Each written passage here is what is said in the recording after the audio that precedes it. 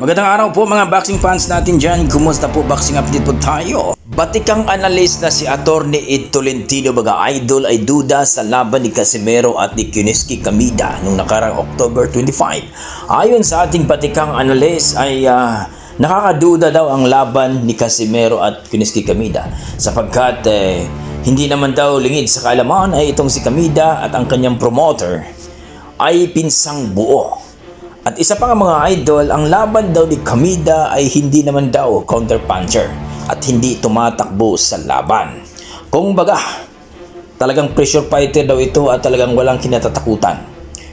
No, suntukan at talagang duguan kung gusto ang ginagawa ni Kamida. Kagaya lamang ni Kamida versus Luis Neri na kung saan mga idol talagang nakipag bukbukan daw ito.